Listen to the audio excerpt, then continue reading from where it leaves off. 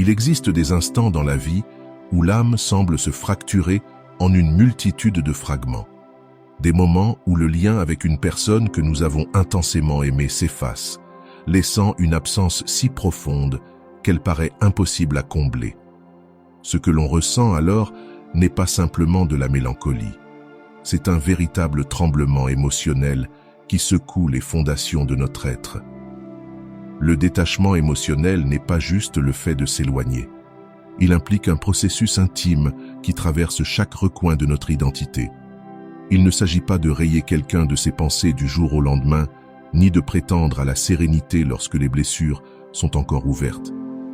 Il s'agit d'une métamorphose silencieuse, douloureuse, mais porteuse du germe d'une profonde transformation intérieure. Cet espace ne repose pas sur des phrases toutes faites ou des attentes creuses. Il émerge d'un constat sincère.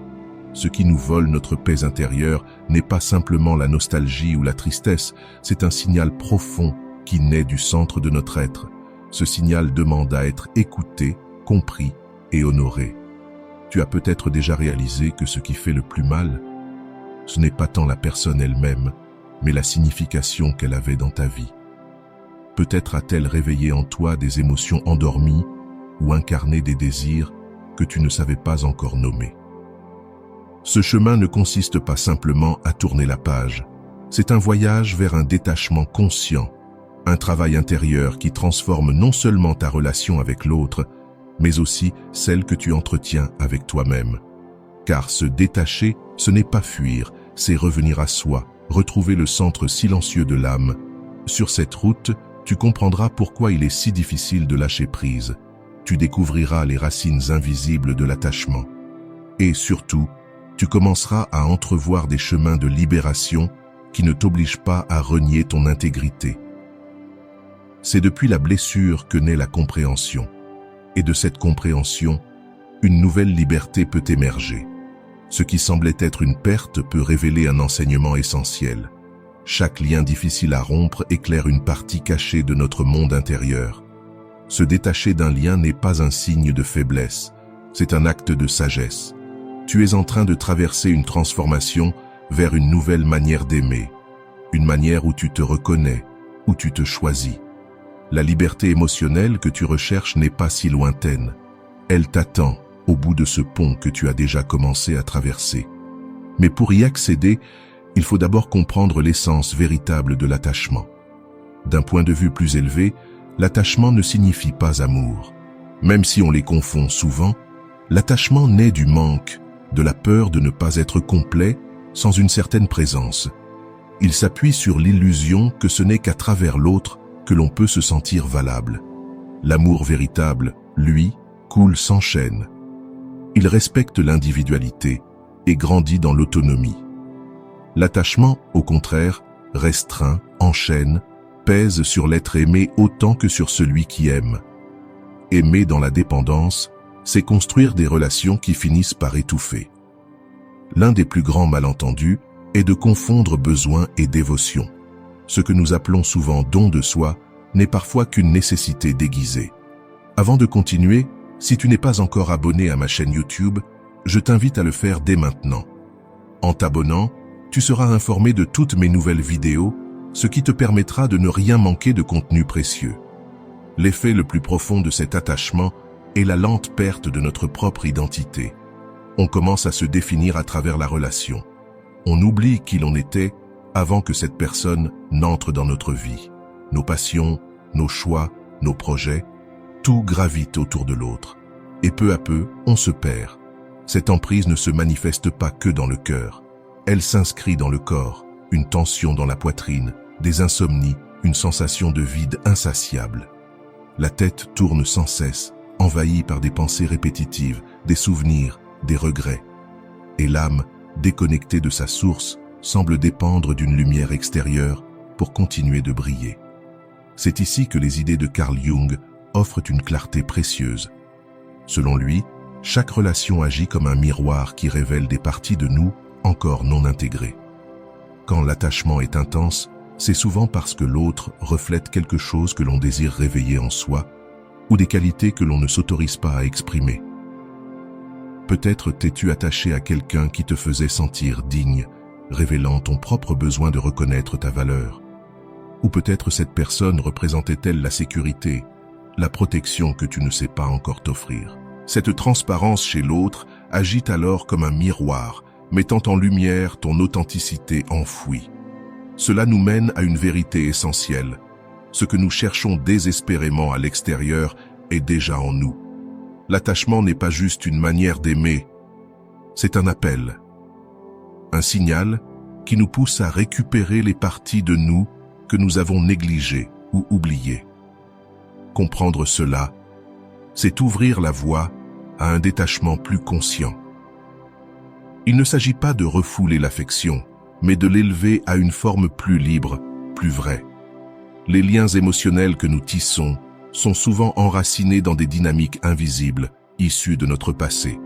Ils ne surgissent pas par hasard. Ils sont nourris par des schémas inconscients, des histoires que nous avons répétées sans les remettre en question. Derrière ces schémas se cache souvent une sensation de vide, une blessure intérieure qui murmure que nous ne sommes pas assez. Ce vide n'est pas une faute, c'est un espace sacré que nous avons tenté de remplir de l'extérieur, oubliant qu'il contenait déjà tout ce qu'il faut.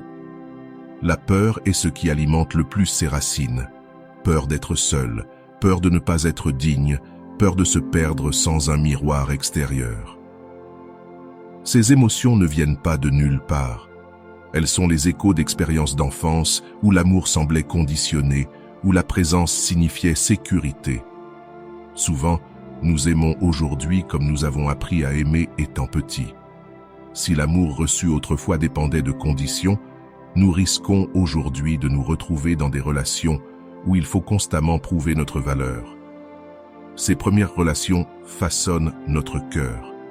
Si nous avons connu l'absence ou l'abandon, il est probable que nous nous accrochions à certaines personnes dans l'espoir inconscient de ne pas revivre cette douleur ancienne. Ces blessures ne sont pas de simples souvenirs. Ce sont des empreintes énergétiques qui influencent nos relations présentes jusqu'à ce qu'elles deviennent conscientes. Un des mécanismes les plus puissants de l'attachement est la projection. Carl Jung l'a longuement exploré. Nous attribuons à l'autre des qualités ou des manques que nous ne reconnaissons pas en nous. Ainsi, ce qui nous lie n'est pas toujours la personne réelle, mais ce qu'elle incarne pour nous, nos idéaux, nos blessures, nos désirs. C'est pourquoi lâcher prise fait si mal. Ce n'est pas juste dire adieu à quelqu'un, c'est reprendre en soi les parties de nous que nous avions projetées à l'extérieur. Ce processus est une réintégration. On récupère ce que l'on avait donné inconsciemment, on affronte des vides, on embrasse des peurs et surtout, on se comprend enfin. Explorer les racines de l'attachement, ce n'est pas simplement réfléchir. C'est un acte de tendresse envers soi, un soin profond, sans jugement ni culpabilité, car c'est seulement en comprenant ce qui nourrit l'attachement qu'on peut vraiment le laisser partir, avec gratitude et lucidité. Le détachement émotionnel n'est pas une destination. C'est un voyage, un parcours qui se déroule en plusieurs étapes, avec son propre rythme, ses propres leçons. Et comme toute transformation, il commence souvent par une résistance. Au début, on nie, on s'accroche aux illusions, on justifie, on interprète, espérant que tout redeviendra comme avant. Mais cette résistance n'est pas une faiblesse. C'est l'âme qui, encore fragile, tente de se protéger face à l'inconnu. Parfois, dans les tentatives de réconciliation, le temps semble suspendu au souvenir, tandis que le présent se dissout dans l'attente. Reconnaître cette étape ne signifie pas faiblir, mais commencer à comprendre que chaque défense émotionnelle est aussi une tentative de protéger ce qui a été aimé. Lorsque nous commençons lentement à accepter ce qui est, nous entrons dans une phase plus profonde, le deuil. Là, la douleur se manifeste sans filtre. Surgissent alors des vagues intenses de tristesse, de colère sans raison apparente, de culpabilité paralysante ou même un soulagement passager, vite remplacé par une nouvelle vague d'angoisse. Le deuil n'est pas un état à traverser rapidement. C'est une étape essentielle qui demande à être vécue avec respect. Dans cette partie du chemin, l'âme oscille entre perte et reconstruction. Et bien que les émotions puissent être accablantes, elles révèlent aussi combien nous avons aimé profondément et à quel point nous avions investi une partie de nous-mêmes dans ce lien. Le deuil n'est jamais linéaire. Parfois, nous croyons avoir dépassé certaines émotions et sans prévenir, elles reviennent. Mais ce retour n'est pas une régression. C'est une partie naturelle du processus de détachement. Car pour vraiment lâcher prise, il ne suffit pas de comprendre. Il faut ressentir, traverser et laisser aller depuis un espace de présence et de compassion. En s'ouvrant à ce chemin sans précipitation ni exigence, on découvre peu à peu que le véritable détachement n'est pas un rejet. C'est un retour à soi, une reconnexion avec ce que l'on avait déplacé au nom de l'amour. Comprendre ces dynamiques intérieures, ces racines émotionnelles et ces mécanismes inconscients permet d'avancer avec plus de clarté. Car lorsqu'on lâche prise avec conscience, on ne se fragmente pas. Lorsqu'on laisse partir avec gratitude, on ne perd rien. On se libère. Et si ces conseils de psychologie et d'évolution personnelle te parlent, pense à t'abonner à la chaîne et à activer la cloche pour ne manquer aucun épisode. La vraie sagesse du détachement consiste à permettre au deuil de s'exprimer, sans rester prisonnier de lui indéfiniment. Comme l'enseignaient déjà les traditions anciennes de l'âme, il ne s'agit pas d'éviter la souffrance, mais d'apprendre à la traverser sans s'y engloutir. Tu peux imaginer ce processus comme un courant qui traverse ton être. Il t'émeut, te touche, mais ne s'arrête pas. Il ne te définit pas. Ressentir chaque émotion en profondeur est, dans une apparente contradiction, ce qui permet un jour de déposer leur charge. Quand le deuil suit son cours naturel, surgit alors l'un des défis les plus complexes, la dissolution du sens de l'identité. Après une connexion profonde, on a souvent le sentiment d'avoir perdu plus qu'une personne. Des parties essentielles de soi semblent s'être égarées. Alors surgissent des questions vitales. Qui suis-je sans ce lien? Qu'est-ce qui me pousse vraiment à avancer? Les désirs que j'avais étaient-ils réellement les miens ou étaient-ils partagés? Cette rupture intérieure, aussi douloureuse soit-elle, est en réalité une opportunité précieuse de se retrouver, de se redéfinir au-delà des attachements émotionnels. Le détachement n'est jamais un chemin droit. Il y aura des jours de clarté et de force, entrecoupés de moments où tout semblera recommencer à zéro. Un parfum, une date, un geste peuvent raviver la nostalgie. Mais ces retours ne doivent pas être vus comme des échecs. Ce sont des occasions de se comprendre davantage et de renforcer sa décision de choisir la liberté intérieure. Chaque fois que tu reviens, même avec effort, à cet état de conscience, tu renforces des dimensions de toi que tu ne connaissais peut-être pas encore. C'est ainsi que grandissent en silence de nouvelles ressources émotionnelles. Comment savoir si tu avances, quand les signes sont discrets? Les indices de libération ne sont pas toujours bruyants. Peut-être que tu prononceras un jour son nom sans que ta voix ne tremble. Peut-être passeras-tu des heures sans penser à cette personne. Puis, soudain, un sourire sincère apparaîtra, sans être entaché de culpabilité. Tu dormiras mieux, tu te sentiras plus léger, et une énergie nouvelle commencera à émerger. Tu commenceras à voir ce que tu as vécu avec plus de recul. En reconnaissant à la fois les beaux moments et les difficultés, sans te laisser enfermer dans la mélancolie. Peut-être que le signe le plus révélateur sera cette capacité à regarder en arrière avec gratitude, non pas pour ce qui s'est terminé, mais pour ce que cette expérience t'a apporté.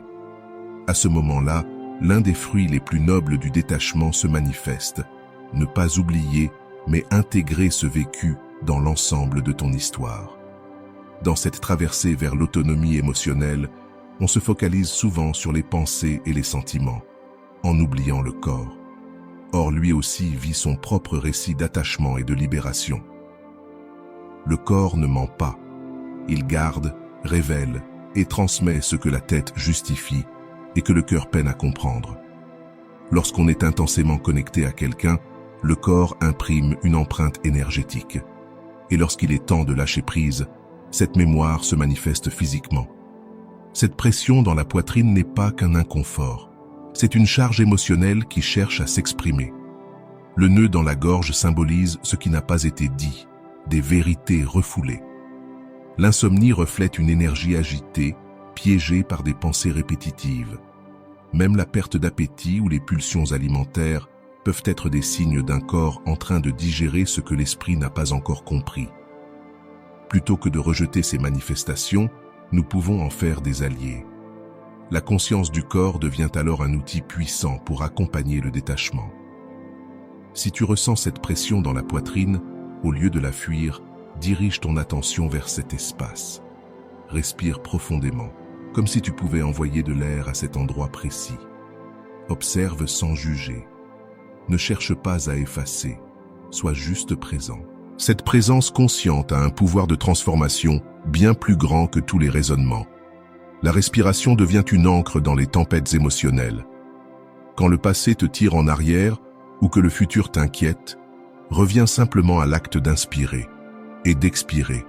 Sens l'air entrer, nourrir ton corps, puis sortir en emportant les tensions. Ce geste, minuscule en apparence, est une révolution intérieure.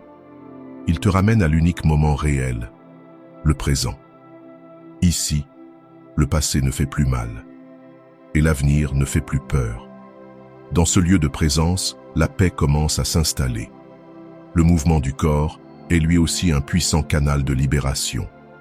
À travers l'exercice, la danse, la marche consciente ou même des étirements doux, le corps dénoue ce que l'esprit retient encore. Chaque pas, chaque mouvement, chaque respiration profonde peut ouvrir une porte vers la guérison. Le détachement n'est donc pas seulement émotionnel ou mental. C'est un acte global qui engage chaque dimension de l'être. Lâcher prise ne signifie pas oublier. Cela veut dire se souvenir, avec un nouveau regard.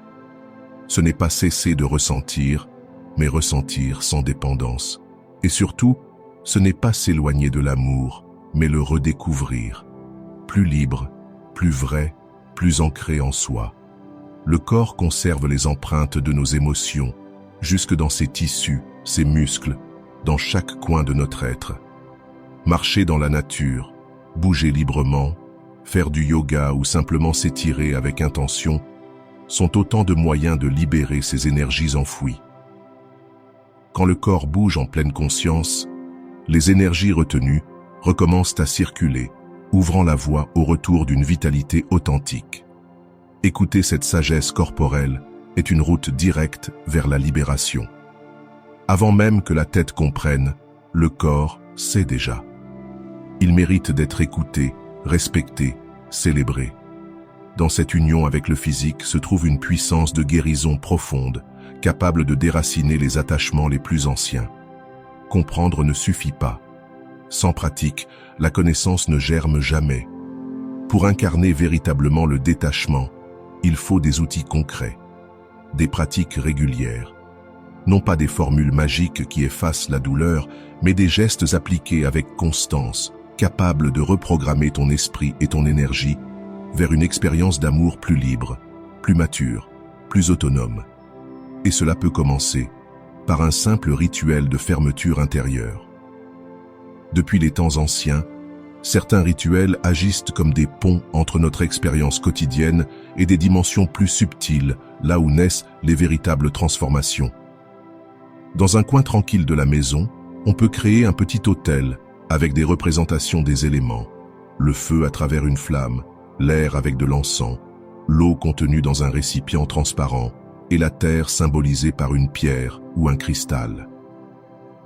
Dans cet espace sacré, écrire une lettre pour exprimer les sentiments retenus, les remerciements pour ce qui a été partagé, les blessures qui font encore mal et le désir profond de libérer ce qui est resté accroché devient un acte de purification émotionnelle. Brûler ce papier avec attention, en honorant ce qui a été vécu et en reconnaissant la nécessité d'avancer, est une manière puissante de clore des cycles intérieurs. Une autre pratique d'une grande profondeur est le journal introspectif. Il ne s'agit pas simplement de raconter les événements de la journée, mais d'engager un dialogue sincère avec soi-même à travers des questions qui invitent à la transformation. Chaque soir, on peut prendre un moment pour se demander quelle partie de moi cherche à guérir dans cette expérience. Quelle qualité j'admirais en l'autre? Qu'est-ce que je souhaite développer en moi? Comment j'imagine ma vie depuis un état de plénitude personnelle? Ce type d'écriture accède à des zones de notre être que la pensée rationnelle ne peut atteindre, activant ainsi des compréhensions qui jaillissent du cœur et non uniquement de l'esprit. Les visualisations énergétiques offrent aussi des chemins de guérison. Dans un endroit calme, s'asseoir confortablement et se connecter au rythme de la respiration permet d'ouvrir la perception à l'invisible. Imaginez son aura comme une sphère lumineuse enveloppant le corps et visualiser des cordons invisibles s'étendant vers la personne avec qui l'on souhaite couper un lien devient un exercice à la fois délicat et transformateur. Ces liens, bien qu'invisibles, influencent encore notre énergie vitale. Sans jugement ni rejet, on peut les imaginer se dissoudre avec amour, en reconnaissant les apprentissages reçus et en rendant l'énergie à sa source d'origine. Certaines traditions parlent d'un cordon qui relie les cœurs. L'observer, en distinguer la couleur, la texture et le laisser se dissoudre en paix sans l'arracher ni le rompre permet de restaurer l'équilibre, non de nier ce qui fut partagé. Les affirmations positives permettent aussi de réécrire les schémas intérieurs à l'origine de l'attachement. Lorsqu'elles sont répétées avec sincérité et constance, elles deviennent de nouvelles programmations pour l'inconscient. Dire des phrases comme « Je trouve la plénitude en moi-même »,« Je suis suffisant tel que je suis » ou « Je récupère mon pouvoir personnel » permet au corps et à l'esprit d'intégrer de nouvelles vérités à la place d'anciennes croyances limitantes. L'essentiel n'est pas de répéter par automatisme, mais de vibrer avec le sens profond de ces mots, comme si chaque cellule du corps les recevait comme un nouveau code d'existence. Les gestes de soin envers soi-même constituent la base sur laquelle tout ce processus repose. Se consacrer des instants quotidiens de tendresse, comme on le ferait pour quelqu'un en pleine guérison, crée un environnement intérieur propice à la reconstruction émotionnelle. Prendre des bains parfumés, recevoir un massage, marcher dans la nature ou simplement poser la main sur son cœur en se murmurant des paroles réconfortantes. Ces gestes simples ont un pouvoir profondément réparateur. Le but du détachement n'est pas de se durcir ou de fermer son cœur, mais d'apprendre à le garder ouvert, tout en le protégeant. C'est ainsi qu'on cultive une force sereine qui permet d'aimer librement, et non depuis un manque. Alors que le soleil déclinait à l'horizon, Elena observait en silence par la fenêtre, tenant une tasse dont elle n'avait même pas remarqué que la chaleur s'était dissipée. Le temps écoulé depuis sa rupture avec Alejandro n'avait pas effacé le sentiment persistant de vide. Ce n'était pas seulement son absence physique, mais une sensation qui s'étendait en elle, éteignant son enthousiasme, son énergie, jusqu'à même l'envie de commencer la journée. Les souvenirs surgissaient comme des vagues, parfois douces, parfois dévastatrices. Sa voix, le parfum imprégné dans un oreiller resté intact, les gestes partagés qui résonnaient désormais dans la solitude comme un écho sans réponse. Ses proches lui disaient qu'il était temps d'aller de l'avant, que la vie offrait encore de belles choses, mais ces mots lui semblaient étrangers, presque blessants. Comment avancer quand on a l'impression qu'une part essentielle de soi est partie avec l'autre? L'idée de rencontrer quelqu'un d'autre ne lui semblait pas impossible par fidélité, mais parce qu'elle ne savait même plus qui elle était sans Alejandro. Ses goûts, ses projets, sa manière de voir le monde s'étaient tellement confondus avec les siens que, seule, elle se sentait comme un puzzle avec des pièces manquantes. Un dimanche ordinaire, en fouillant d'anciennes photos, une image attira son attention. Elle y apparaissait adolescente, seule, souriante, avec une intensité qu'elle ne reconnaissait plus. Elle tenait un livre de poésie entre ses mains et se rappela combien cela la bouleversait autrefois. C'était comme retrouver une version d'elle-même qu'elle avait oubliée bien avant sa rencontre avec lui. Une question s'imposa alors, claire et inconfortable.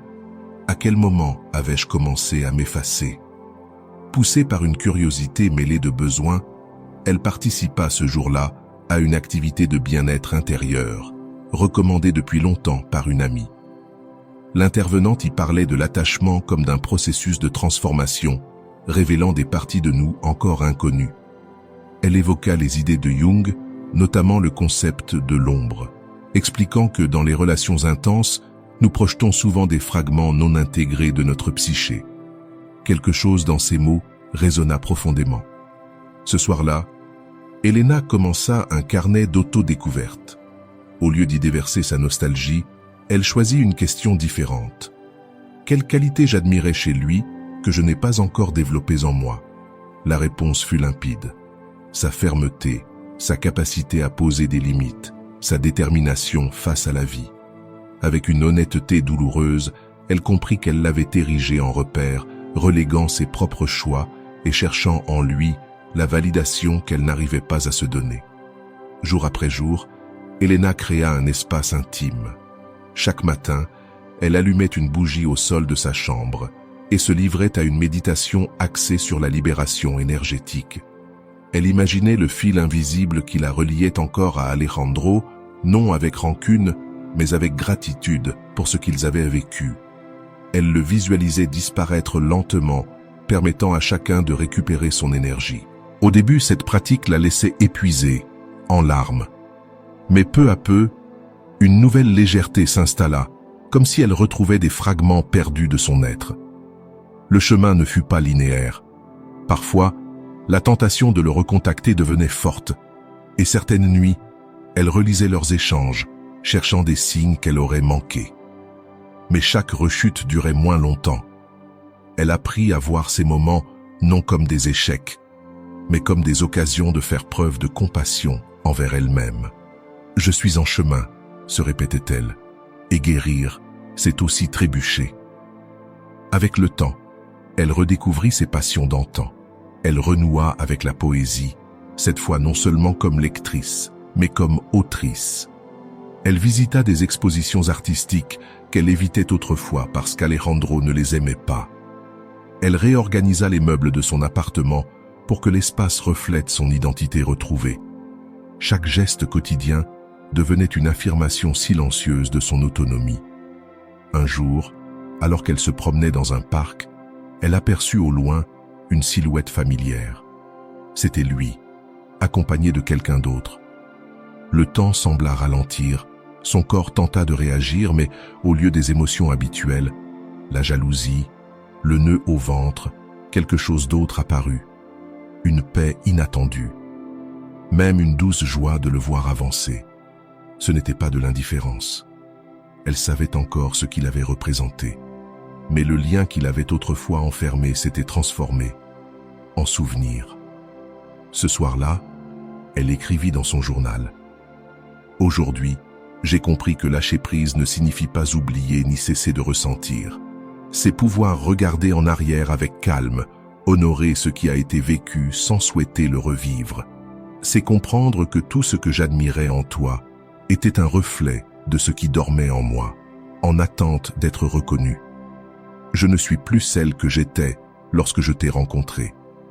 Je ne suis pas non plus celle qui est restée après t'avoir perdue. Je suis celle qui est née à l'intersection de ces deux moments. Au-delà de l'émotionnel ou du mental, l'acte de lâcher prise contient une dimension spirituelle profonde. Quand on le traverse entièrement, il ne s'agit pas simplement de laisser quelqu'un derrière soi, mais de franchir un seuil qui transforme la conscience. Ce qui a commencé comme une fissure dans l'âme devient, avec le temps et l'engagement intérieur, une porte vers l'éveil. La souffrance que l'on évite tant se révèle être le maître le plus sage. Chaque vague de nostalgie, chaque nuit silencieuse, chaque désir non partagé guide l'être vers une vérité plus profonde. La plénitude n'a jamais été à l'extérieur. Cette révélation ne se manifeste pas seulement comme une idée, mais comme une certitude incarnée, capable de transformer notre manière de nous relier à ce qui nous entoure. Et c'est là qu'apparaît une subtile vérité. Ce n'est que lorsque nous lâchons vraiment prise que nous nous ouvrons à recevoir davantage. En laissant derrière nous ce que nous pensions indispensable, nous créons un espace silencieux où l'inattendu peut naître. Ce vide n'est pas une perte, mais une possibilité. C'est une pause féconde, où notre véritable essence peut jaillir. Comme le soulignait Jung dans ses travaux sur l'individuation, c'est précisément dans ce vide apparent que se révèle la totalité qui nous a toujours habités.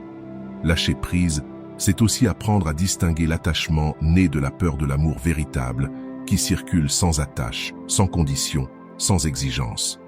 Cela nous aide à voir que, bien souvent, ce que nous appelons amour n'est que de la peur déguisée. Peur de la solitude, de l'abandon, de la rencontre avec soi-même. Lorsque ces couches se dissipent, une nouvelle capacité d'aimer émerge, un amour issu de la plénitude et non du besoin.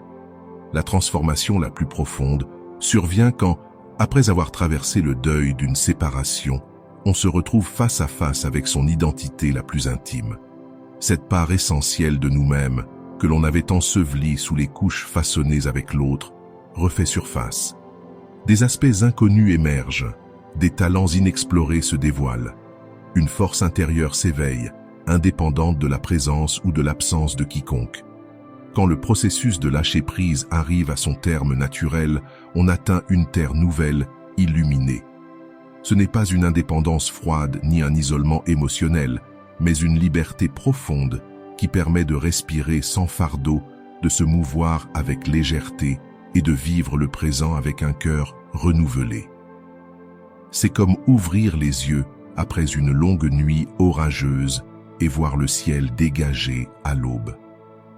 Cette renaissance transforme notre manière de nous relier aux autres. On ne cherche plus à être complété par quelqu'un, ni à combler des vides intérieurs. On s'approche des autres avec intégrité, en offrant notre présence, sans exiger quoi que ce soit en retour. Les relations naissent alors d'un choix conscient et non d'un besoin urgent. L'amour qui émerge après avoir véritablement lâché prise possède un parfum différent. Il vient d'une abondance intérieure, pas de la peur de perdre. C'est une forme d'amour qui respecte la liberté de soi autant que celle de l'autre. Et, dans une ironie subtile, c'est justement quand on n'a plus besoin d'une relation que l'on devient capable de créer des liens vrais, solides et profonds. Pour préserver cette clarté émotionnelle, il est essentiel d'observer avec attention nos vieux schémas. On apprend à reconnaître les signes de l'attachement, à les accueillir avec bienveillance, en sachant que notre complétude ne dépend d'aucun facteur extérieur. Chaque lien cesse alors d'être une béquille identitaire pour devenir un jardin partagé où deux âmes entières grandissent ensemble. Le détachement conscient n'est pas une renonciation à l'amour, mais son évolution. Il marque la naissance d'un amour plus limpide, plus vaste et moins conditionné. Ce qui semble vide après une perte n'est pas une absence, mais l'espace sacré où notre essence souhaite émerger. Il ne s'agit pas d'avoir perdu quelque chose, mais d'être revenu à soi, à son centre. Chaque larme, chaque instant de recueillement, chaque nuit traversée en silence a été une graine semée dans le processus de ton éclosion. L'espace qui paraissait douloureux était en réalité le terrain où ta lumière intérieure attendait de s'éveiller. Et lorsque cela se produit, on reconnaît que tout ce dont on a besoin pour guérir, créer et vivre avec présence se trouve déjà en nous. Lâcher prise avec douceur et conscience devient l'un des actes les plus puissants de l'âme. Le cœur le ressent, la conscience le confirme, l'esprit le sait depuis toujours. Il ne reste plus qu'à permettre à cette sagesse de se traduire, sans effort, dans notre manière d'habiter chaque instant. Mais ce n'est pas la fin. Le chemin vers la croissance personnelle continue. Clique sur la vidéo suivante pour découvrir les nouvelles stratégies et les secrets que nous avons préparés pour toi. Abonne-toi et active la cloche pour être le premier à voir nos prochaines histoires et conseils. On se retrouve dans le prochain épisode.